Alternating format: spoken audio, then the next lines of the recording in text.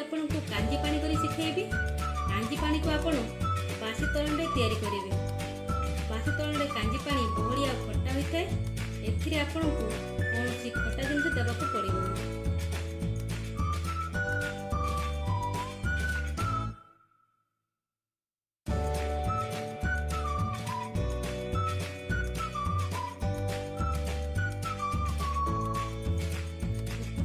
बासी तोराणी, बोईनाड़ी, बोईतालु, अमृतभंडा, बोईतालु कौल नाड़ी, भेंडी, हलदी गुंड, लुण, पंचफुटन, शुखला लंका, रसुण बटा और आवश्यक अनुसार सरिष तेल। प्रथम डेक्ची रे गोटे बाउल पानी देबा। पानी फुटीगले एथिरे हलदी गुंड देबा। सब परिबा एका बेले देबा नहीं। प्रथमे पोईनाड़ी को देबा।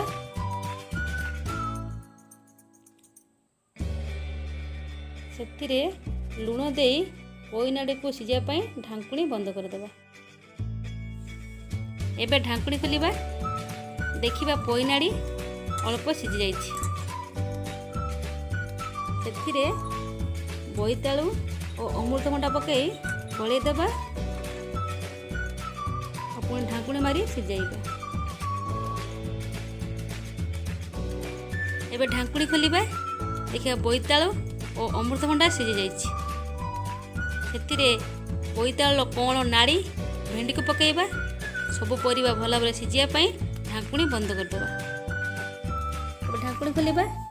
देखिए सब परिबा सिझी जाइछि।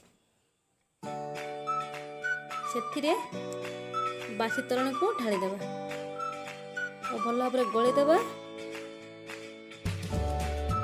डेक्ची ओल्हे देबा। एबे कांजी छुटिया पाई कढ़ाई रे तेल देबा। तेल गरम हेले शुखला लंका और पंचफुटन पकई फुटेइबा। पंचफुटन भल भाव फुटी गले एथिरे रसुण बटा पकई भाजिबा। समस्त मसला भल भाव भाजी गले कांजी पानी को सेथिरे अजाड़ी देबा।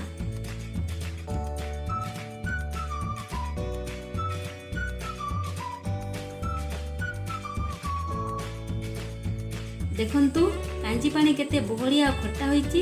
तेणु कथार अच्छी ग्रीष्म दिने कांजी पानी टिके मारिदेले ना चषा भाईर पेट पूरी जाए ना।